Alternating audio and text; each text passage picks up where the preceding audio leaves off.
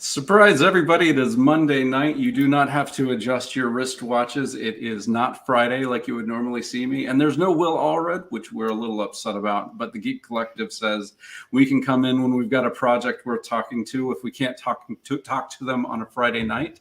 And this week we have Home Free. We've got John and Michelle, the creative team on Home Free. Let's not do the elevator pitch. Let's do the deep dive into the project. Who wants to tell me the genesis of Home Free and who came to who with the idea? I guess I can start. I've said it like out loud a couple times now, like on some other podcasts. So I think I kind of have it all down. But basically, Home Free started at a different place with a different comic. It started with a comic book called The Black Wall that Michelle and I have worked on. It's a 300-page graphic novel that we completed as a webcomic. And we didn't want to dive into the Kickstarter phase of what we do with like a big graphic novel. So we kind of started kicking around ideas together. And Home Free came out of that because it's a very loose sequel. We wanted to do a smaller story. A very loose sequel to The Black Wall that almost it's basically written in a way where you don't have to know the Black Wall material. You can read either first, and then as you dive into either or afterwards, you'll be kind of equally surprised by some of the premises and where some of the characters came from or where they went or some of the ideas and how they ended up working out, and how the world expanded. So it actually started as like a 3 issue story. It kind of expanded over to 5 as the ideas just got bigger and bigger for it. So that's kind of the easiest way of me saying that's where the project came from. Well, let's step back all the way back to how you guys became a creative team for Blackwall. Then, how did you meet for that project? Michelle? That's a long time ago. Yeah. Well, we met through a comic forum, and he was looking for a noir comic artist, and I was looking to do noir comic art. So it was kind of like right place, right time, I feel like. So do you have anything else to add, John? Did you come together and say, let's work noir, or was it kind of like John had this big world and he kind of, tried to entice you to it, or did you build it all together? No, he had the script already written. Okay. And so I was basically coming on for that. Okay. Do I have that right? Yeah, no. Okay. The Black Wall, the script was written. It was really impressive, actually, because, I don't know if she knew she was getting herself into, because, it was a 300-page script already, it was already all there. And, I've been doing, web comics and working with other artists for a long time. So for someone to, come into a project that big with somebody that they don't know was pretty awesome. And then stick around for the entire thing, I feel like it's almost impossible, in, comics. So that impressed the hell out of me. It was basically, our meeting was just really random. She was just I was looking for a noir artist. She was looking for someone that was interested in the same stuff. So I'm trying to think of the website. I always forget which one it was, but it was just one of those random websites that you could just that had a forum that was a known forum where artists and writers could go find each other. Back in 2012, maybe. No, what'd you say? Oh, I remember the forum is called Z-Wall, right? Oh yeah, zwol.org, I think, right? Okay. Yeah. No, you really need to not be humble about this, Michelle, because any artist doing 300 pages on anything is amazing. But I can't imagine that, I can't imagine that we're paying Marvel rates way back when you started. And, indie artists work. I say this all the time. I'm not going to put words in John's mouth, but, the artists work harder on a page per page basis than the writers do. So we can do an issue, a 22 issue in maybe a week. And, You can do it in 1 to 3 months, and just the labor difference. I wish I could do it in a week. That'd be amazing. Yeah. No, so it is incredible to hear about an artist hanging with a 300-page webcomic and then going on and working with the writer to, entice people into the world. And I think it's really smart of you guys to break it down into smaller bits as you kind of learn your way around Kickstarter. So how has that felt moving to Kickstarter with, I'm going to assume, I don't know, you did issue 1 as itself, or is this your first campaign? This is number 2. Issue 1 was funded. So yeah, we're jumping in with number 2. And it's actually funded now. So that's awesome. I know I was a little worried it wasn't going to get there last week. But it was weird. The first campaign had this like kind of progressive step ladder up like the whole entire time. So like this was completely new to me, having the campaign just stop dead right in the middle, No, it was kind of scary. Yeah, they don't call it the dead zone because anybody enjoys being in it. But you were not alone. Almost everybody has the dead zone. I'm really glad your first one had that great thing, but it's usually that you. Yeah. And the good news is, if you have had the dead zone, now you've got the you. The end of the you should be nice. So you guys are going to about Sunday, you said, on this campaign? Yeah, exactly.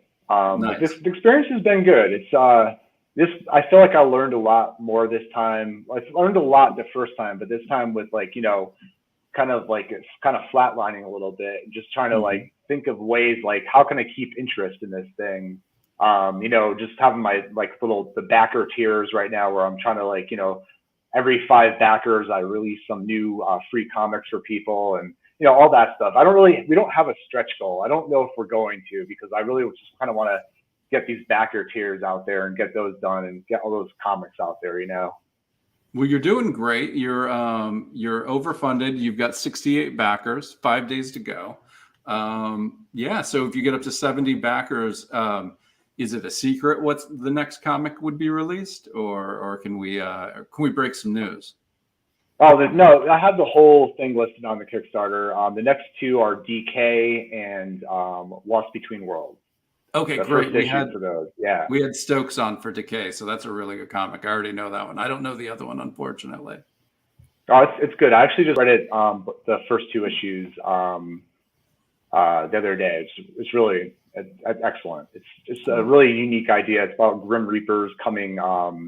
I don't know. It's the idea is still coming out. It's only a 2nd issue, and he has a whole, I think, story arc that goes for 24 issues planned. So, oh my, wow, that's a long arc. Yeah.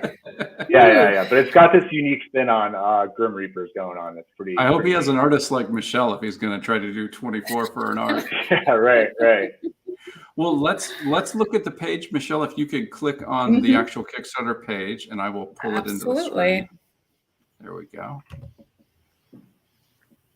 All right. So, like we said, we've got 5 days left, 68 backers, and it's issue number 2. So I am new to this series. Would I be able to catch up and get issues 1 and 2? Yeah, absolutely. Yeah, exactly. We have issue 1 mostly as an add-on, but there's one tier where you can get the issue 1, issue 2, and the issue 2 variant all together. Oh, gotcha. Should I scroll or keep it? Yeah, take me to your art. Okay.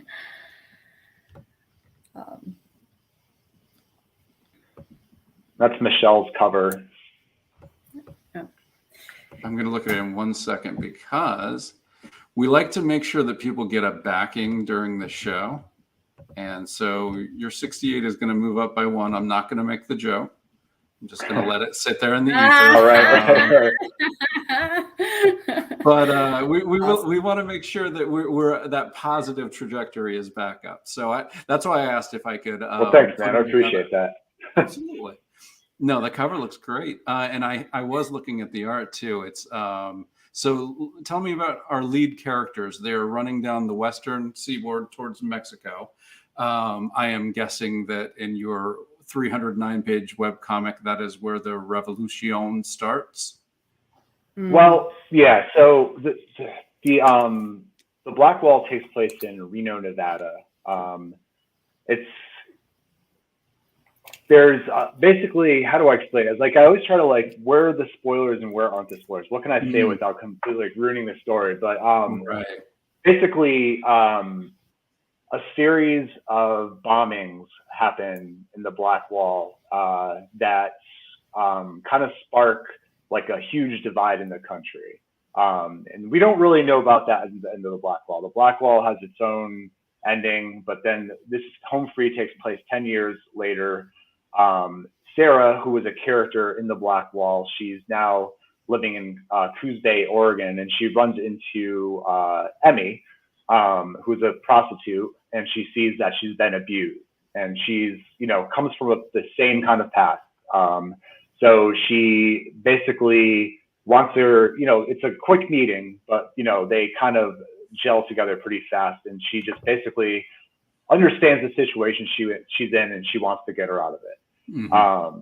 The revolution story right now, it's kind of all background. You're getting like little bits and pieces about what's going on in the world and the country.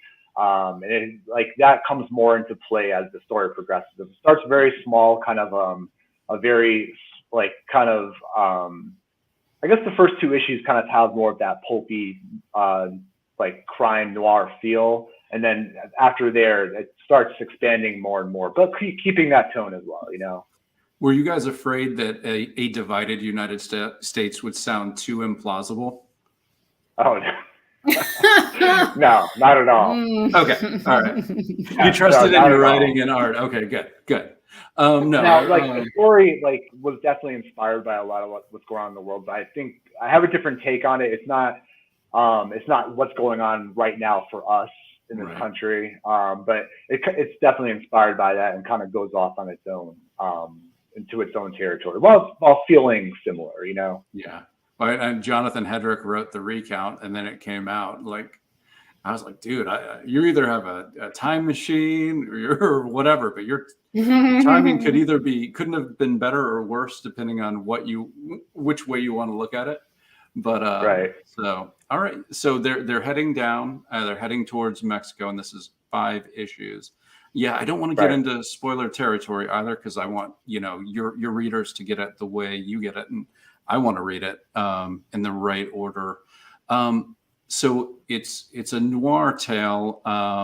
Do you guys feed on tension? Is it action? What are you looking to bring to the audience without, you know, story beat specifics? We like to call our work, because I don't know, I feel like Michelle and I, we've been working with Taylor for a long time now, and I feel like we have like our own thing going on at this point with our stories and the way our comics are. But we like to call it dramatic crime fiction. So there's the crime elements, there's the pulp, it's all in there, but like that's not what drives the story. We like to try to create suspenseful scenes as well, but it's really the characters and the, you know, their decisions and their growth and like what's going on in their lives and how they're reacting to these situations and how they're trying to get out of it. We try to create like a very human scenario with our comics. So that's kind of the term we kind of came up with, dramatic crime fiction. No, cool.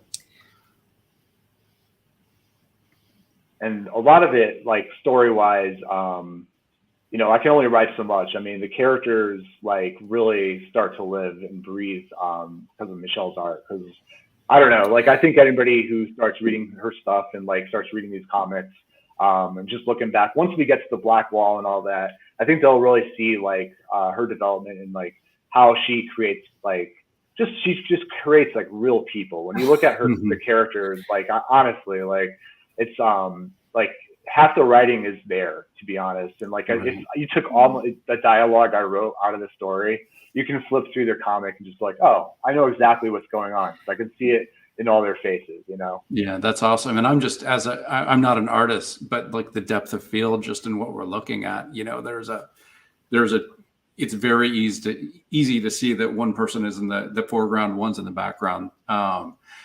Do you ever, I know this is noir, so black and white is perfect. Do you guys ever work in color, or is this your preferred your preferred imagery, Michelle? I like black and white a lot. I do color, but I just prefer black and white or some gray tones on there like this one is. I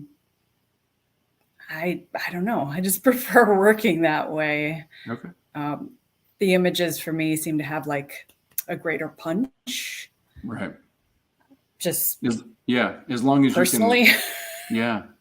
If you do it the right way, I believe you're right. And some people really know how to do it. And, I don't know how to do any of it. So my hat's off to color artist, black and white artist, crayon artist, but I can see the difference. Yeah. That's nice.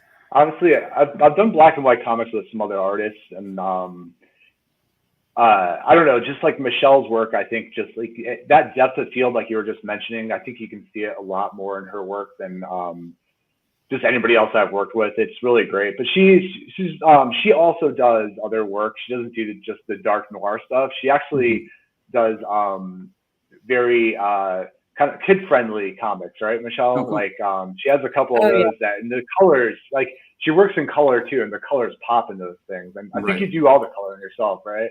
That's true. Yeah, I do. So, yeah. You're a jack of all trades. Both worlds done. So this page that we're looking at, this page we're looking at, I'm really looking at the layout is very intricate and intriguing. So is this scripted to have this chaotic layout, or does Michelle get the script and kind of do it all herself? How do you guys work? Do you write? I guess I'm asking, do you write Marvel style? Do you write full script? I don't know what style my scripts are. Like, I mean, I guess, so I break it down page by page. So I have my page and my panels. Sometimes I have some extra description at the beginning of the page, but it's basically, I just write it panel by panel. And I don't think I give like a whole lot of direction. I feel like collaborations should be truly collaborations. And I'm just like, hey man, look at my script and like go off and do your thing, Yeah. How do you feel looking at script? Do you feel like you really have an idea what he wants, or are you just getting tone and emotion and creating this out of your mind's eye? Well, I think he's really good with describing exactly what should be going on in that panel. So, and I don't know, we just work together really well. Just like his panel descriptions are great. I'm like, okay, this is going on. Great. I got My it. guess is you have the freedom vague. Yeah, you have the freedom to play with it as you see fit, is what I'm sort of hearing. Yeah, I would say it's not restrictive for sure. Cool. All right. So let's get down. Yeah, that's gorgeous. Oh, thank you. So we've got five issues, and this question is always as if I'm looking for a spoiler, and I'm not. I'm guessing with this big world, if you wanted to come back to this world and tell other stories, you have that possibility, whether these two characters are part of them or not. Yeah, it's actually kind of crazy because I do exactly that. I actually have another comic that everyone's going to be getting that backed this, because we hit the 63 backers. Our first campaign, we only had 62, so 63 was that magic number. Nice. And it was like our stretch goal for that campaign, but it never got there. So everyone's going to get this comic right here, actually, Getting Back to Normal. This takes place in the same world as the Blackwall and Home Free. Raccoon, that's the main character. He's a character from the Blackwall. He was in it for I think 2 pages. Originally with the Blackwall, when I was releasing it digitally, I wanted to have like a different short story about characters in that world. But I ended up writing just like a 8-part story for Raccoon because I loved writing the character so much. He's basically a homeless man who stumbles upon a dead body and kind of goes on a whole detective kick and trying to figure out who that dead body is. Cool. But he's definitely a man in the streets who's been out there for like 30 years. So he's a little off. You know, he's a very unique individual. I think I can't wait to get this one in more hands because I think people will enjoy it. It's really unique and fun. All right, thank you. Oh, sorry. But then for like every for the rest of the series, I plan to write actually a short story, like actual like a short.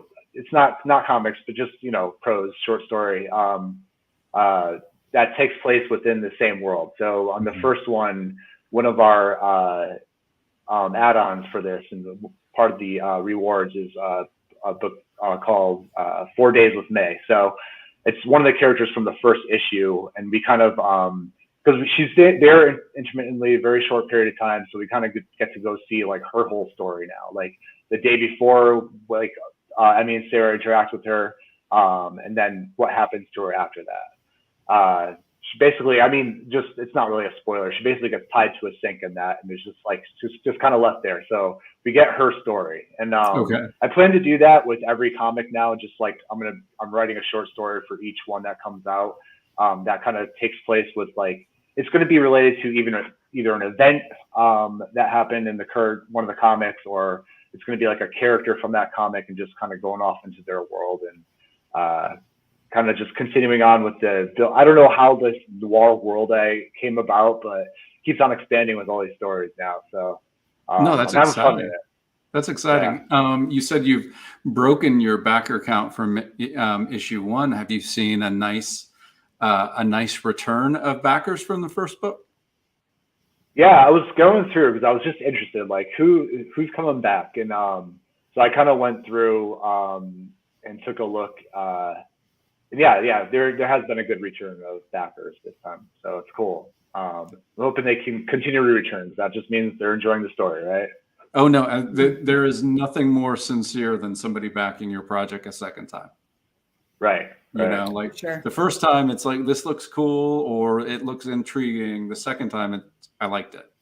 Right. So that's fabulous. That's what you're looking for. And obviously you delivered. Obviously you delivered literally the book, but also delivered with the enjoyment. So what are some of your favorite tiers on this Kickstarter? Because we're almost up at the 30 minutes and I don't want to keep you guys too late, but what are we know that you can get issue 2 and add on issue 1. I really know that. Right. But what are some of the other cool things you can do? Like, who did the variant cover you were talking about? That's my old friend Tobias. He's actually who I started doing comics with, like back in 2006. We were doing a couple of web comics together. I did my first 2.5 with him. Because our third one didn't quite make it. Never finished. But yeah, so he did the variant cover for Home Free. On our first campaign, he did a print for us. So it's kind of cool to have him come back and do a variant. So it's just so exciting when I get to work with Tobias now. Someday I'll get his work on me because he's a tattoo artist now, which is even cooler. Oh, nice. So, he's a great artist. He does cons all the time. He just does prints and all that. And, people love his stuff. So. Cool. Got him back, but yeah, I guess the other little things that we did unique with this one, like we have the book, we created a pin this time, and like we got an enamel pin made. Wish I had one in the room with me right now, but we only have like the little the art they sent me, what it's going to look like, Right, yeah, the blueprints, I guess. Yeah, and they don't always look as good in the picture as they do when you actually have them. That's what I felt like. I'm like, oh, I guess it's going to look good, and then you get them like, oh, these look awesome, So yeah, the pins look really cool. But that's that previous print that we just went by. That's Michelle's print for this one. We actually had like a little contest for people to vote on which one was going to be the cover. So it was either this or that, the cover that we have. I love this one. I'm actually shocked. They were really close. I thought this one was going to win, just because it's such an awesome shot. And then Kelly Brack did our other print. Yeah. I had noticed the heart sunglasses in your art before. That's beautiful. Yeah. Michelle introduced me to his work. I don't know. Did you just find him on Twitter? Yeah, I did. He just No, has great work. it's Black and amazing what white. you can just kind of run across somebody. And Mhm.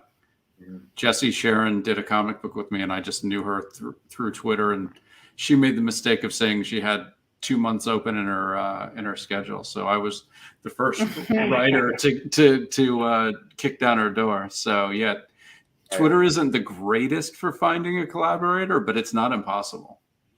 Right. Yeah. Apparently That's a at good place Z-Hole or whatever. What was that forum? Apparently that's where you need to go. Yeah, Z-Wall. I don't know if it's still around. I mean, we're talking like 2012, maybe. I don't even know. A long time ago. Joey Galvez is in the years. comments. My favorite people on a Monday. Joey, you're our favorite people. Sorry. Yeah, I'm glad he got here before we closed it out. You got to get at least one comment. Oh, do you have a retailer tier? What would a shop get? They're basically getting 5 copies of the first and the second issue. Nice. Cut the price in half and try to go. I think it's like $35 for 10 issues. We have to obviously add the shipping in there, but yeah. And then is this? I'm looking at the two together, the two covers together. Is this a motif for you guys? I noticed that they were. Can you go up for 1 second, Michelle? Oh, sure. Oh, these. Yeah. Okay. Is this a motif with the colors in the lower left hand, or is that just happened? Oh no, I'm kind of trying to make all the colors for the cover kind of gel together throughout the issues. So yeah, I intentionally tried to make them similar.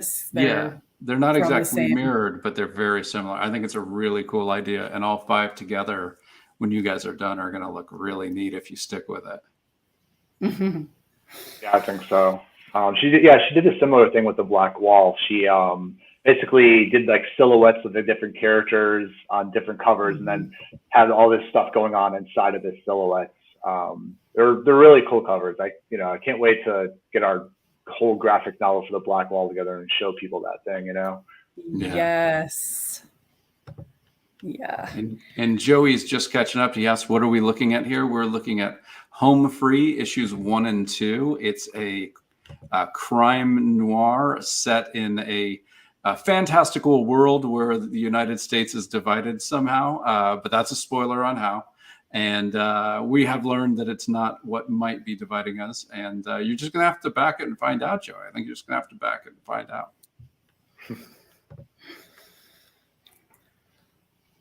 Oh, now we're going to have the big tears. Yeah, this is the big, basically, just everything. You got the prints, the comics, the book. That's the pin down there, basically, and an extra sticker. So it's just a little bit of everything. Here's what the pin looks like. Basically, what the pin looks like. Oh, nice. Yeah. Who's creating the pin for you? It's funny. I was just like, I think I posted something about on Twitter, and like there was just this random company started messaging me, and I was just like, let me check these guys out because they were a little cheaper than others, and I saw some of their pins and they looked good, so I was like, let's just try this random person out who's contacting me. They were called Colorful Pins, I think. Okay. And they came out great, so I'll definitely use them again. Nice. All right. This tier, we have basically you can create art or graffiti for our next issue. In the first issue, we had you can pay to be in the comic. So 2 of our characters in this second issue are people who took that option up. The next one, we're seeing if anybody wants to make some art for it. I think we might have 1 left. I think I did 2 on this, and I think somebody actually took us up on that. So you basically get everything, and then you get to also have your art in our book as graffiti on a wall or wherever it's going to end up. That's cool. So you can tag it. That's a neat idea. Mm-hmm. And then that's the first I've our seen. biggest tier. Yeah, that's the first I've seen. I've seen, you know, drawn in the comic, which I think is a great idea. But the first time I've ever seen, you know, you can create the graffiti art on the wall. That's very clever. I wish I could say it was my idea, but I think I just stole it from another Kickstarter. I was searching around, like I need a big idea for this one that's going to be a little unique. I was like, oh, that's cool. I'm going to do that. It's not stealing from another Kickstarter. It's doing your homework. That's you know, we all steal everything from each other. If it looks like it works, Right. we steal it, and that's just it's an homage. Mm-hmm. This is our biggest tier where you basically get everything, but also Michelle does a noir portrait of you. This is the first one is my cat Fatty. She did that last time. My wife is basically going to be buying one of these for all our cats. So makes sense. Yeah. Then there's This was my favorite one to do, hands good. down. My favorite. Yeah. When I saw that, I was like, hell yeah, dude. That's It's awesome. like so fun. Kiddo's next. We're gonna see what she does with Kiddo. I can't wait. Yeah, but you made the two ladies look pretty darn sexy, Looking so I forward bet to they're it. pretty happy too. Yeah. And that's the end of the rewards basically, and then the rest, like there's some add-ons, which is basically everything that you see here. I also forgot we do have a funding goal. I think we passed that already, but our funding goal is like 25, 50, and 75%. You basically get a sticker at 25, a bookmark at 50, and at 75 you get a postcard, which we had to blur out because it has a spoiler in it. But Oh, okay. basically, yeah. So every physical backer gets one of those for funding, and then if we go down a little bit more, that's going to be where I think we have all our comics. Basically at different backer points. It was like 55, 60, 63, 70, 75, and 80. We're unlocking like different comics. Nice. Yeah. One of which was crossover division. So. Oh, all right. She won. Well, we need to get that crossover division out. Will's putting something special together. He was sorry he couldn't make it, but he's doing a whole job transfer, so a midweek show wasn't going to work for him this week. But I told him I'd man the fort as well as I could. Right. This is our funding goal package from. So we're going to basically do the same thing for every issue, like a bookmark, a postcard, it's basically a noir style postcard. There's always like a dark twist to it, and a different sticker with the logo for every issue. So we're going to do, we're going to kind of continue with that throughout the whole thing. Those are fun to create. Yeah, no, they're a cool idea. Well, I promised I wasn't going to keep you too long, and we're past 11 o'clock on a school night. I really appreciate it. If you want to do, in case somebody's, coming in, Joey's here a little bit late, but if you kind of want to do an elevator pitch for Joey and for anybody who might catch this stream, but not catch it at the beginning. So if I was walking past your booth at a convention, who would try to get my attention? Who's who I call myself the loudmouth. So who's the loudmouth of the team? Michelle's the one that does all the conventions because she's out in North Carolina, just traveling around doing all that stuff. I've only done a couple with my friend Tobias, where I'm just helping him. So I kind of end up being his pitch man. Okay. Do you have a pitch, Michelle? Or you want me to go for it?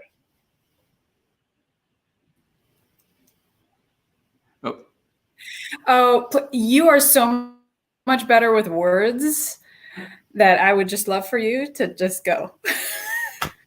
It's on you, Joe. All right.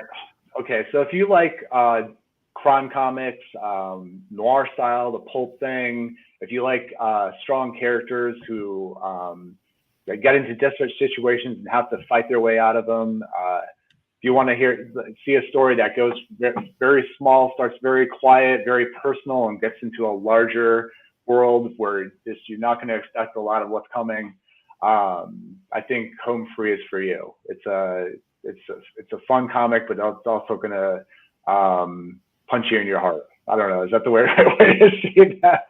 It's going to have some emotional. My heart beats it. You tear it apart. 100%. I love it. Awesome.